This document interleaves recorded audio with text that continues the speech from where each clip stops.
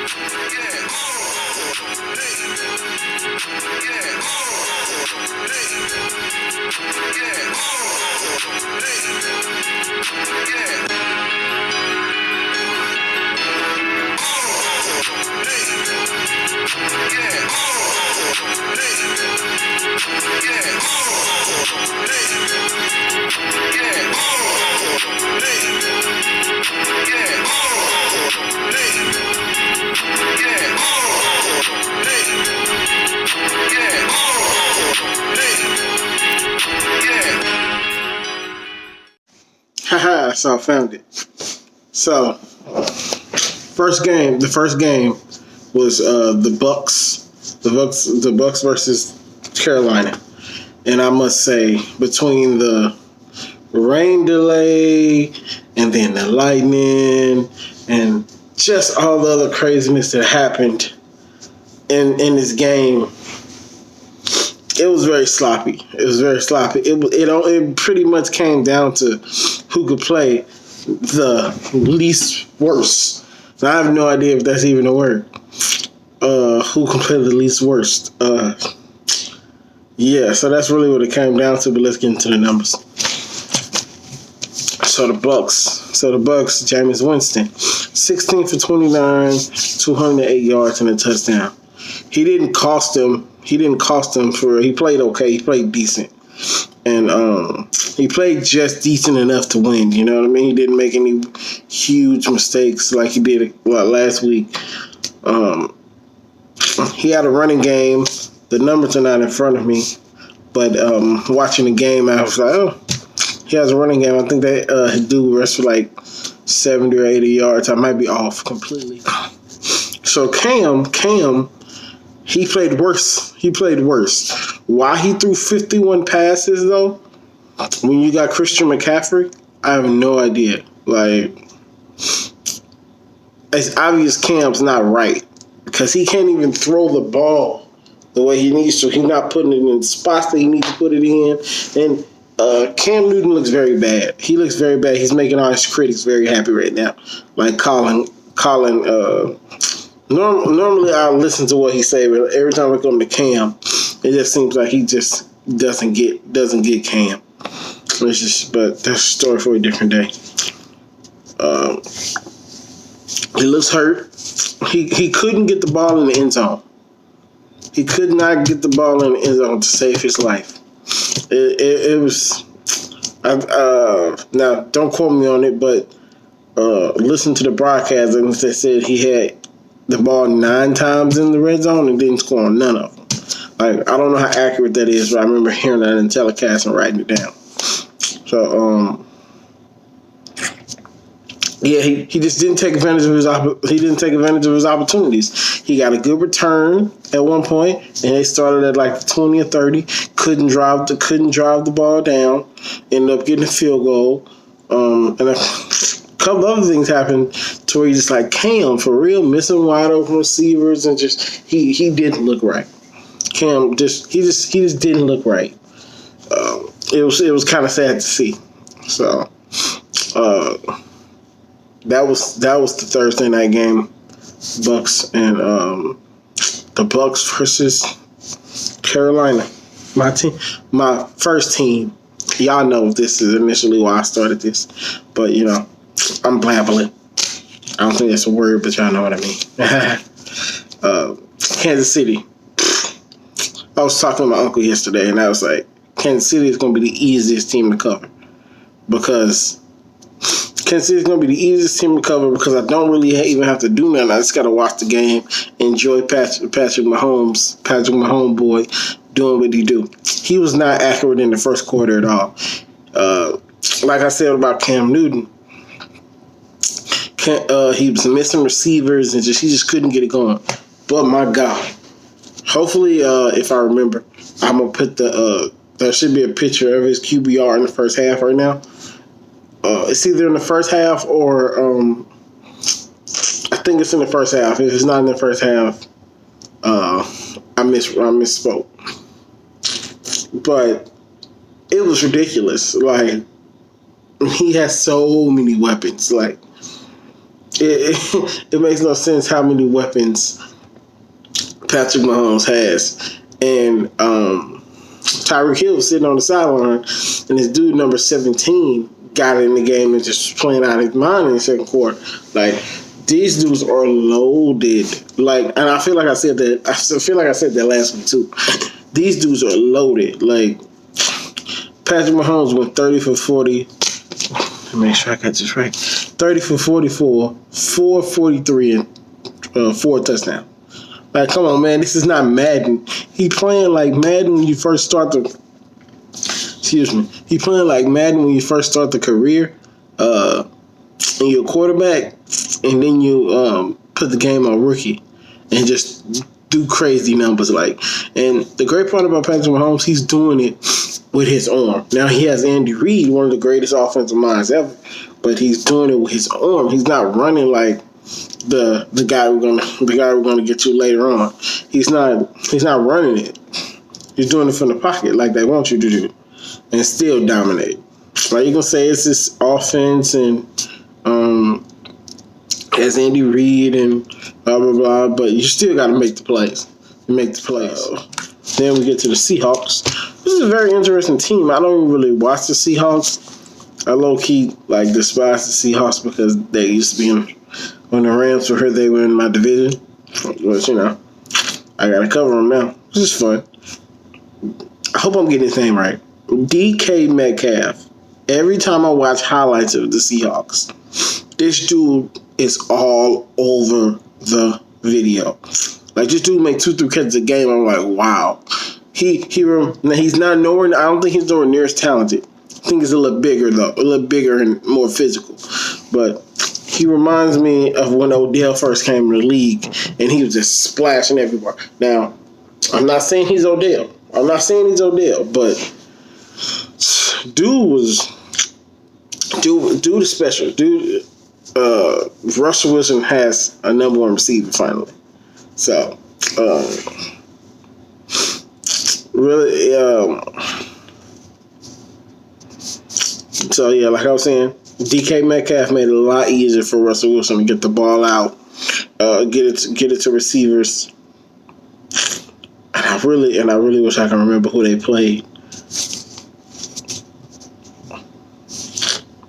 Russell Wilson had a good to great game. He had a good to great game because he made some huge runs at the end that were right in the flow of the offense too. Like, oh, somebody not there? Let me get the first down. Got the first down, and it was completely backbreaking to the team they were facing. If I'm not mistaken, they were facing the Steelers. If I'm not mistaken. But he ended the game with 300 yards and 3 touchdowns. So we have the Colts. We have the Colts here. Now, the Colts are really hard to watch because, to me personally, they're kind of boring. Because Jacoby Brissett is kind of boring. There's nothing that makes that. He doesn't have a lot of splash in his game. He just shows up, do his job. Like I said last week, a Patriots disciple. He just comes, shows, does his job, and goes home. You know what I mean? 146 yards, 3 touchdowns, and an interception. And even cool day, not great. Made plays that was necessary. Which is super duper important to a quarterback. I don't think people realize how important a running game is, which is what I'm going to get to when I talk about Dallas. Stay tuned for that. So he had a good game. Led to the win. Got the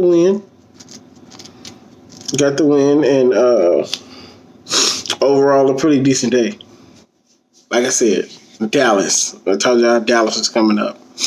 Dak and Zeke got the mojo flowing. Like, I still don't think Dak is worth $40 million because he's only played 2 cupcakes in Washington and the Giants division foes. But as I learned in the NFC East or the NFC West, when the Rams were awful, and Seattle was great, and we beat Seattle every year they came to St. Louis. You can't discount. You got to throw records out the window when you're playing a division game, because literally anything can happen. Because you see these teams 2 times a year, so for them to still, smacking teams in the mouth like they're doing, you gotta tip your hats off to them. And normally I don't talk about running backs, but as y'all see, there's a lot of Zeke in this too. Zeke makes that engine go. I like Dak, but I don't think he was to be as effective if he didn't have Zeke in the backfield. Now they're probably gonna give him $40 million. But I don't know how. I don't think that necessarily be a good idea. But hey, who knows? If he keeps balling out, he'll deserve $40 million. I'm still not sold yet. I gotta see him face a worthy opponent. Let's get to the numbers. 269 yards, 3 touchdowns. 3 touchdowns. With the help of Zeke, who had 110 yards. No. I'm sorry, 111 yards on the ground. So you see the balance. You see the balance here. You play up, and you make Dak beat you over the top, and Dak has been beating teams over the top. Now, granted, it's Washington and it's Giants. You can only play who in front of you, though. That gets to my next person, who also has the same problem as Dak. And it's Lamar Jackson. Lamar Jackson has that same problem. Where he's really only played cupcakes at the beginning of the year, but he has a test next week against, I'll let y'all know I'm for sure put it at the end. He has a big time game against one of these other quarterbacks that I'm talking about. So he's showing you why he won the Heisman. Like, we just assumed that he was going to come in the league and flame out, and like every other Heisman trophy winner has, but he lucked up and was drafted by a model organization in the Ravens, and I think the Ravens have somebody on the staff who also calls Michael Vick, and developed that thing in Atlanta with Michael Vick. But even still, he's reworked. I don't know if he's reworked or he just improved his throwing motion. 279 yards, 2 touchdowns, 16 carries for 120 yards on the ground, so he was a dual threat. Lamar Jackson can go down as the greatest dual threat to ever play football if he can keep doing this. I'm gonna put me on record saying that. If Lamar Jackson keeps doing what he's doing, he's gonna go down as the greatest dual threat quarterback in NFL history. So I'm gonna put that out there. But just like Dak, he hasn't faced anybody yet, for real. I can't remember who they faced. I need to start writing that down. But I can't remember who they faced. But the team they faced wasn't that good either. So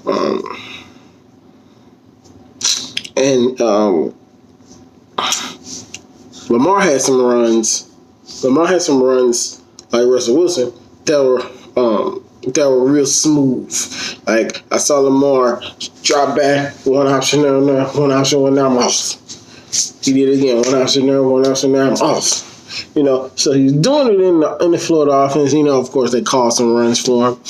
But just another good day, man. This is another good day, and he hasn't took a big hit yet. So hopefully he can keep those hits to a minimum. And the news of the day is that Drew Brees got hurt. Drew Brees hurt his hand, and to the point where he can't even pick up a football.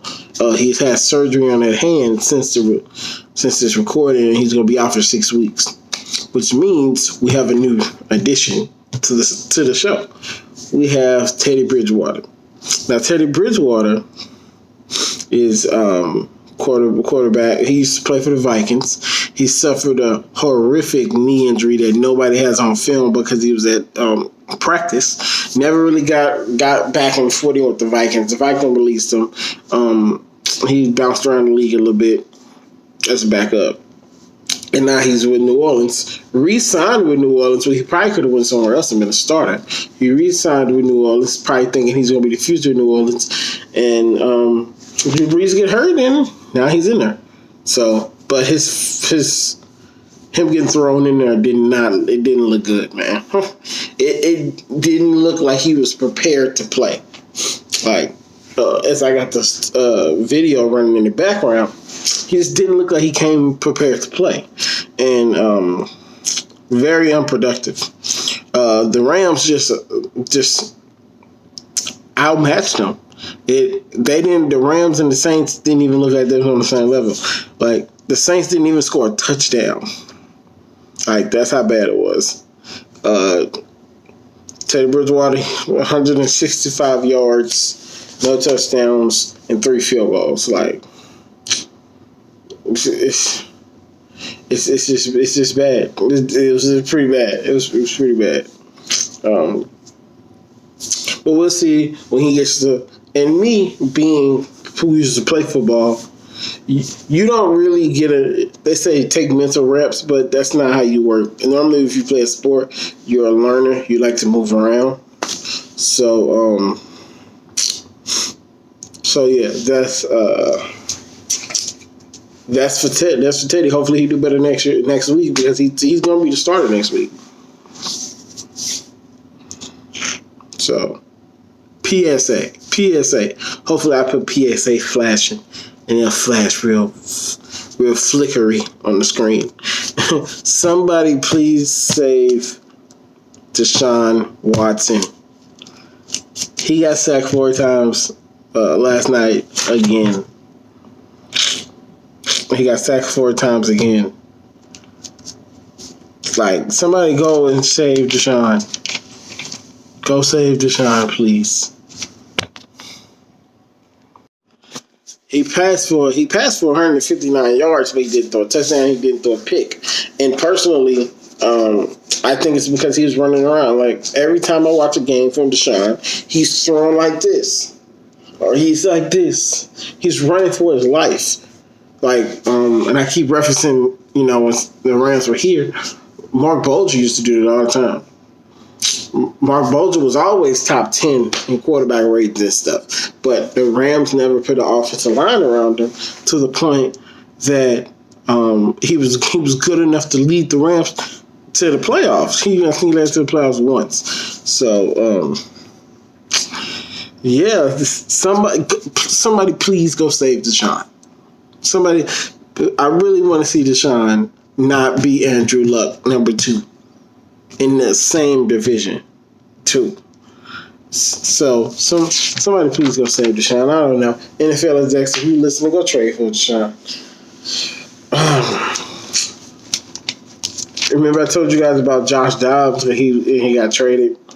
So Big Ben got hurt this week, and he was out for the season. This really has nothing to do with black quarterbacking. I just thought it was cool. Or not cool, but I thought it was kind of interesting. So Josh Dobbs got traded from Houston. He got traded to Jacksonville. And then Big Ben gets hurt. And he's not there to even play. Who knows if Josh Dobbs would have played or not, but he would have probably had the opportunity if he was still in Pittsburgh. So I wanted to bring that up to you guys, see what y'all thought. But that's it, man. I think that's everybody. That is everybody. So we got another big slate next week. I don't know if we have any we didn't have a Monday night game this week. So I don't think we have we don't have a Thursday night game this week either. So I think all the games will be on Sunday this week. So yeah, that's it. That's it, guys. I'm really enjoying this. It's keeping me on track. I'm getting to enjoy football again. So yeah, man. That's it. You guys enjoy the week. I'll see y'all next Tuesday. Hey, y'all. I made a mistake when I initially recorded it. Recording my videos, I didn't talk about Kyler Murray. So, Kyler Murray is in the same situation that Deshaun Watson is in for the most part. Offensive line is terrible, and he's constantly running for his life. his stats looked okay, but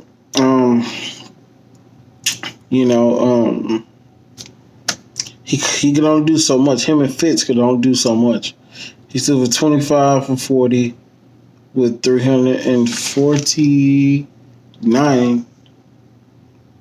49 yards, no touchdowns, no interceptions. So, to me, he really didn't. He can only do so much. Like, Arizona is terrible. So, we'll see where he goes. I keep the hate bringing it up, but he's kind of stuck in an Andrew Luck situation when Andrew Luck first came in the league. The Colts were awful. No offensive line, they had to run for his life, So he's a rookie though. Let's hope that the Cardinals get it together, and he can